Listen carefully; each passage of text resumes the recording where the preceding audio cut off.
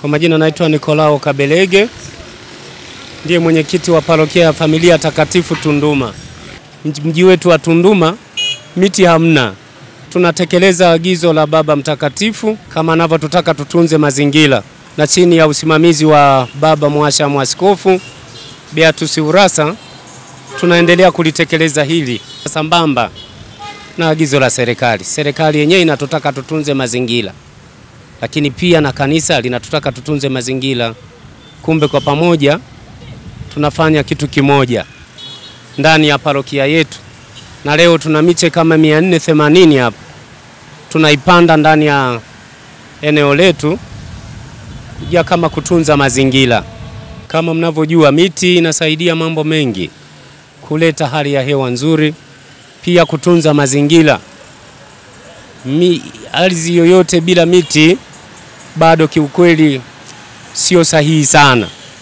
Kwa kama mnavyoona mji wetu wa Tunduma miti hamna.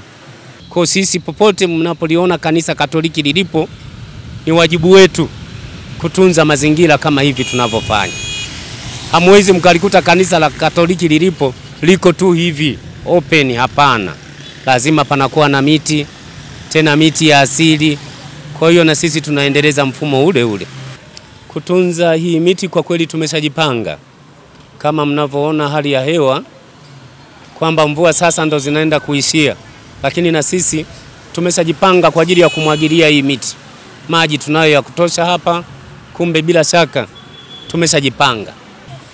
Kwa majina naitwa Rafaeli Simkonda, mtendaji wa kata ya Majengo.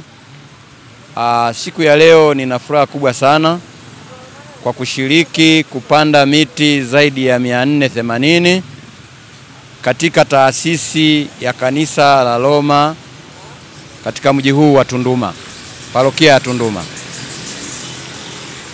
Nizungumze tu ukweli kwamba kitendo ambacho kimefanyika na kanisa ni kitendo ambacho ni chema kwa maana ya utunzaji wa mazingira. Tunaamini mji wa Tunduma ni mji ambao kimsingi tunapaswa kupanda miti mingi ili iweze kutusaidia kwa namna moja ama nyingine. Nizungumze tu ukweli kwamba kitendo ambacho kimefanyika na kanisa ni kitendo ambacho ni chema kwa maana ya utunzaji wa mazingira. Kama serikali sisi tuko pamoja na taasisi na mwananchi mmoja mmoja au wananchi kwa ujumla wale ambao wanahitaji kutunza mazingira. Na nipende tu kusema ninawaalika na wananchi wengine na taasisi zingine waweze kufika ofisi ya kata ya Majengo kama wenzetu wa Roma walivyofanya. Miti hii hainunuliwi, inagawiwa bure. Ujio wa upandaji wa miti katika eneo la Roma sisi tunalipokea kwa mikono miwili. Kwa hiyo katika upandaji tunalipokea kwa sababu ni elimu, hata manyumbani kwetu tumejifunza. Kwa ulivyokuwa umebadilisha mazingira hapa nilifurahi sana. Kuna baadhi wengine walipinga, wakawa wanalalamika tutapaki wapi magari yetu. Na tunashukuru, na wale wenye wako manyumbani nao tunawaomba nao wapande miti.